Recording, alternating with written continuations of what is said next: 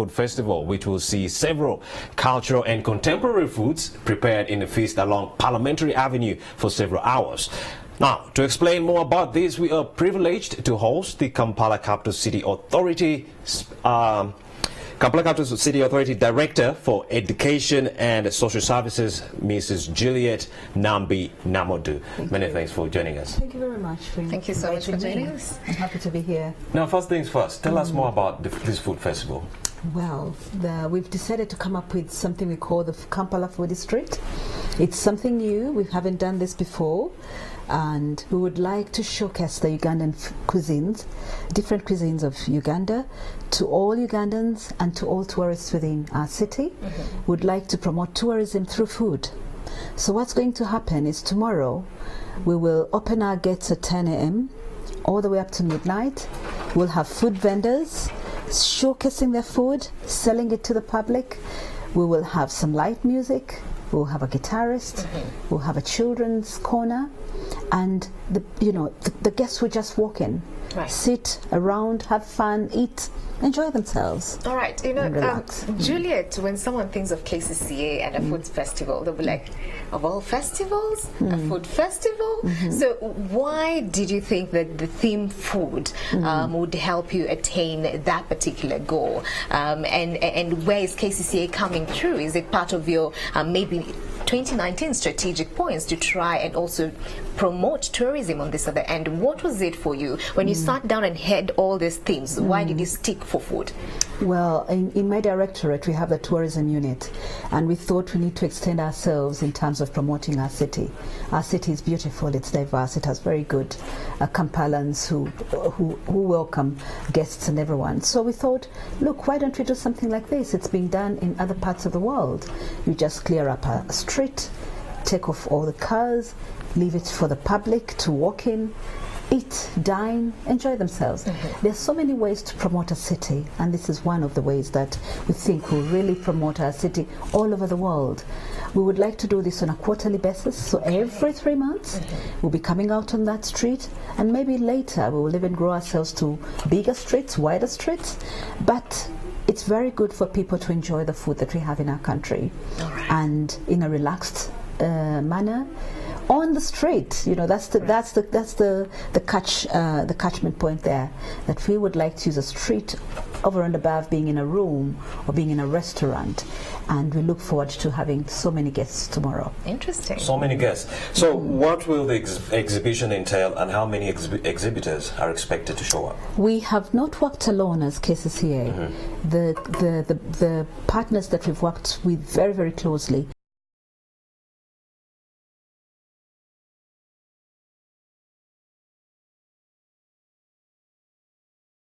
Vendors who've applied. We have City Oil Cafe Javers. They have a restaurant there. They'll come out into the street. We have La Parade out onto the street, and a few other restaurants on that street. And then we will have Fresh Dairy. We will have Tuscalite, they're partners with us. We'll have Coca-Cola, they're partners with us. Aromat, Shell Gas. They will all be out there with all the different vendors, from Muchomo to Luombo, if they can come, to Molokonyi. I think that's Molokonyi. Yes. So, we would like people to just relax, and they should bring their children as well, so that, there is that moment of just unwinding. Right. So it's more like a family affair. It's a family affair, really. Get to know each other. Yes. Grow our tourism industry. Yes. Show our diversity. Our diversity. Awesome. Take it away. All right. So when you're talking of exhibitors, I have a special passion for entrepreneurs. One. How much is it for me to come and exhibit? Full, but yes, we would like people to come in. So 50K gives me. Does This is quickly developing into a major event. Can we expect this to become a major event that helps set the international cultural standing for Ugandan food? I really hope so, because you know, in countries, in cities like Paris and Berlin and everywhere else, they've never had Molokonye before. But they've never had Molokonye before. So we would like to do this every 3 months. Right. We come out with the vendors. We are promoting the vendors as well, the different hotels, the different people who cook their food and showcase Ugandan culture.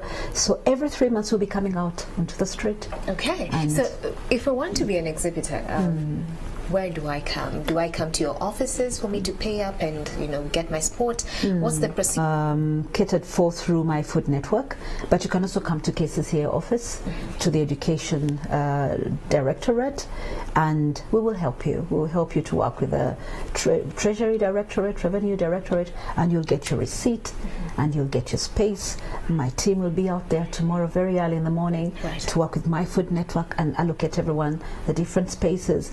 We respect the different religions, so you know, halal and what is, you know, so everybody will be comfortable in different places. So yeah, if you really want to come in and join us, just come to KCCA Education Directorate, who will support you. Is it just for food vendors or anything that is related to food? What do you mean by that? In terms of exhibitions, do I have to just be a direct food vendor, maybe with a restaurant, or, you know, with my own cuisines? Or if I have any other product that is related to food, then I can be allowed to exhibit. What is your threshold like? We would prefer food. Okay. Because we're showcasing Ugandan food. So we'd prefer that when you come in, you have some food that you're going to prepare on the street for the guests, and they have it. People shouldn't worry about health and hygiene. All the vendors are going to be, they will have those, they will have been tested, or what's the right word? They will have been checked by the Directorate of Public Health to make sure that they are fit to cook for us. We'll make sure that we are clean as much as possible. A lot of gas from Shell. Shell gas are giving people at a very good cost. If it is charcoal, they'll still have to make sure that they use it very well so that the tarmac is not affected. So we'll try very hard to make sure that we remain clean and safe for people. I believe you've exhausted everything in relation to the forthcoming food festival tomorrow. Now, let's move away a bit away from that, because you're also the KCCA Director for Education. Yes, I am. Now, despite a ban by the Ministry of Education, there continues to be reports of learners in school during holidays. What can you say about this? I just want to say that this is very unfortunate. Before the term came to an end, I actually wrote a reminder to all the schools in Kampala and reminded them that children are supposed to rest. Teachers and children are supposed to rest. After 3 months of hard work, parents need to be with their children. They need to understand them, learn them, guide them, help them to do some house chores, be a part of them. It's very, very unfortunate that across the country, I must say, there's still pockets of schools that think the fact that you keep a child for very many hours or for very many days is what leads to success. Unfortunately, as an educationist, when you keep a child for those many hours of school, they are getting burnt out. They're not learning, they're just doing rote learning. They're not understanding what they're doing. So I do not condone coaching in holidays. So at this point, what are you doing to rein in on this behavior? My team, I have a team of supervisors, we would call them inspectors and officers in the divisions. They go around in their divisions, but the problem is the manpower. I don't have very many of them who could go all over the place. We've also encouraged people to give us calls if they see this happening, so that they say, look, I have seen children going to school tea. And when they do, we do actually go in there and talk to the schools and send the children back, and we are trying the best we can. So apparently it's all about inspection. So what sort of deterrents are you putting in place to ensure that this doesn't happen so rampantly like it is happening now? We, like I've said to you, we monitor and supervise. Monitor and supervision, yes. And then we reprimand. If we find practical interventions like deterrents. If we nab you right now, you're a head teacher, responsible for a school that is teaching learners during holidays. What happens to that person? Thank you. We invite you in for conversations. We write very strong warning letters, and we hope that when we do that, you will desist from such situations. So we are being very firm. I have met quite a number of heads of schools and directors of schools whom we've firmly talked to about this, and I want to say that a majority of them have listened and are doing better, but that doesn't take away the few other members who are doing it. So even to the public, they're very, very welcome to give us a call to let us know that, look, you haven't seen the school yet, right, but could you please come and check it out? Okay. So in terms of improving infrastructure in all these schools, I'm sure, when was it, last year, and even with the former, boss, Madam Jennifer Musisi, she was very passionate of ensuring that there's a standard that is upheld in all these particular schools. So what are you doing currently? Because the majority was saying she had this passion in her, and they were worried that once she steps out, maybe things will go down. So what are you doing to ensure that that standard is maintained? I'm happy to say that we are all very passionate. I'm very, very passionate about children.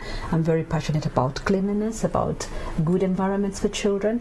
So in our 79 government-aided schools, we have continued to work with partners because we don't have a lot of funding. We work very closely with partners. We've continued to build toilet facilities for our children. We're going to be commissioning quite a number of them through our partners like Cheshire, GIZ, CREN. We continue to work with our heads of schools to keep the schools clean.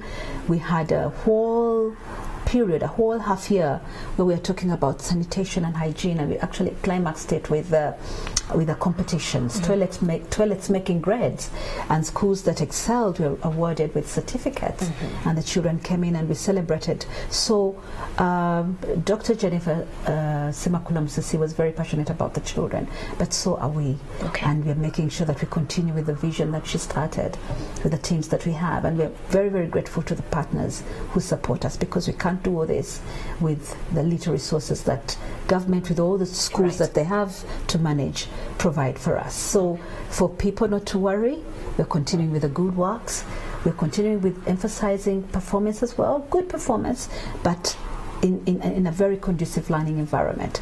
We still have a lot of work to do, though, because these 79 schools, many of them are dilapidated. Correct. Right. But we hope that with time we'll get there, and we'll have a very good learning environment. You for our did children. hint on a very good point, which is sanitation and hygiene. Yes. Poor menstrual hygiene has been fronted as a major factor that has led to many of the girls dropping out or missing out on school.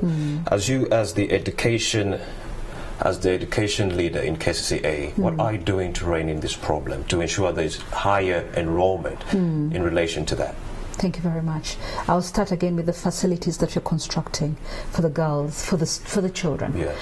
On the girls' side, for every facility that we're constructing now, we make sure that there is a bathroom for the girl. A bathroom? A bathroom, yes. So she can shower. She can Some private space for them. We are also, for those that are possible, we are putting incinerators as well. So the girl child doesn't even have to come out. She just has to use that. There is a place in there that she can use. We are working with some partners, starting for now, it's GIZ, with quite a number of our schools, to teach the girls to prepare to make reusable sanitary towels. I know that comes along with water. They must have soap, they must have all these things, but at the same time it's cheaper, because if a girl child has these sanitary towels that are reusable, then for 3 years they don't have to worry, the parents don't have to worry. We are going to look for more partners. We're planning to look for more partners so that if possible we can even give them the ones that are disposable as well. We encourage the parents as well to support their children, because this is a partnership. It's the parent, the school, and the child. Correct. So that they too can always remember that these are very important items that the girls need. We are encouraging the schools. They do keep a few of those sanitary pads for the girls to use. And I must say to you that the girls are staying in school more. In 2011, when KCCA came on board, we had 118 children to one toilet stance. As we speak now, it's about 53 children to one. Awesome. And we think that when we do that, the girls will stay in school, they'll be happier, and they will excel. All right, Juliet, I'll tell you one thing. We come here quite early in the morning, 4 a.m., 5 a.m. we're on the road. And when it's school term, we go through quite a number of children walking alone to school. within Kampala, and I'm sure majority go to KCCA, you know, kind of manned schools. What are you doing to ensure that changes? Are we speaking to the parents? Because you can imagine at that wee hour of, I'll call it night stroke morning, it's not safe for these children. They don't have reflector jackets. You can easily run over them. Yes. People are taking advantage of them, especially I see a girl child just walking alone to school. What are we doing to sensitize the parents that, hey, this is your child, take responsibility as much as they need to go to school early enough. How about you escort them or something like that? Are we speaking to the parents? Very true. The schools have annual general meetings or meetings when they talk to parents, but I would like to use this moment as well to really talk to the parents of our children, that it's their responsibility to look after their children as well. School is supposed to start at 8. I know that parents will say, I have to go to work as well. One of the things we want to do as KCCA is that for our 79 government-aided schools, if we can improve them and they become model schools and they're in those divisions, then we hope that less children will have to come to the CBD. Right. They will go to schools closer to home. There are very many schools close to the places where people stay. If they could leave them in those areas, that would really ease up on the security of the children. But parents need to take responsibility for their children, because before they get to school, they are their responsibility. And they should walk with them. They should care about them. They should pick them up. And they should let us know if they're being asked to stay for longer. Okay. So in a nutshell, this is a concerted effort on both sides. Yes. We've been speaking to the KCCA director, that is Mrs. Namudu Nambi. She's the Director of Education and Social Services.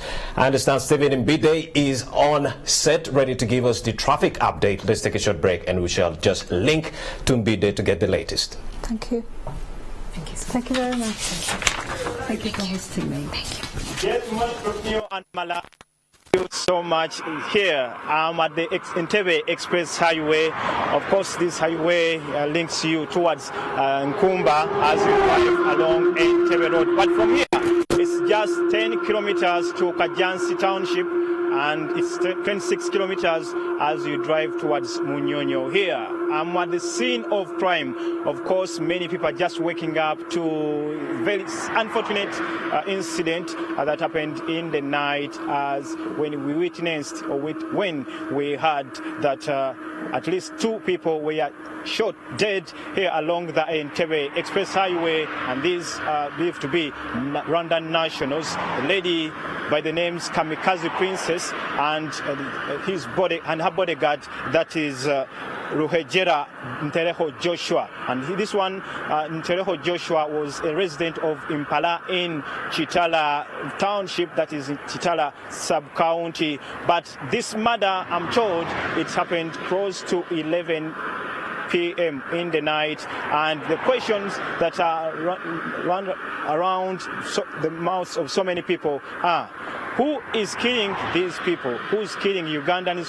Who's killing people in Kampala, in various parts of the country? And who is kidnapping many people, as well as, of course, allegations of torture that are going on in our country? But last night, here at the scene of crime where I'm standing, there are still police officers, and of course, the police officers are saying investigations are still ongoing to know and ascertain who exactly murdered these 2, a lady, Princess Kamikaze and Tereho Joshua. Here, the police officers are still on ground, and I'm told the vehicle that they were traveling in, that is registration number UAW 534B, a Toyota Land Cruiser, is now parked at Entebbe, while the bodies are now lying in the mortuary at Mulago. But here at Nambigirwa, as you approach the bridge, which is just a few kilometers from here, not even kilometers per se, you see a camera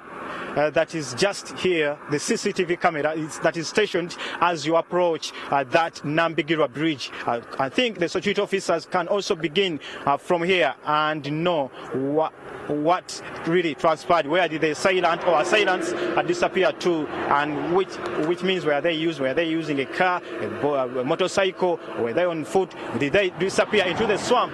Where did they head to? And just yesterday we also saw members of parliament led by Mityana Municipality MP, that is Francis Zakebuchebi, and other legislators, of course, standing out so loud on the issue of murders, kidnaps, and torture in Parliament. And of course, we saw the Security Minister, General JJ Odong, coming out and speaking out that yes, they are going to be using many of these cameras, and of course, as Cabinet, they are trying to see that they waiver off the taxes on many of these CCTV cameras so that many people can acquire them. But now that we see a camera that is stationed here at the Nambigura Bridge, just a few meters from the scene of crime, I think they, security officers, security agencies like ISO, police, and whoever, should begin from here and should know that this is a very big test. Now that we have a camera here, how is it going to help them in their investigations? I believe this is a key factor. If we are many people to believe that the CCTV cameras will be of key of importance in helping in fighting these crimes of torture, murder, and kidnaps. But here at the scene of crime along the Entebbe Express Highway, we are still seeing that the blood is still spilled all over the road here, where these two people were shot from. And I'm told that this was the gentleman, that is Joshua, and the lady, her blood, as she was taken out of the car, also her blood spilled from the head. And now we will be speaking to you, taking you back to studio, where we will be speaking back to you. We'll be taking you back to studio where Romeo and Mala to give you more on this conversation that is happening in the morning, this Friday morning, where many people are waking up to the sad incident, yet another murder within this vicinity of Kampala. This is Stephen Mbide coming to you live from Entebbe Express Highway.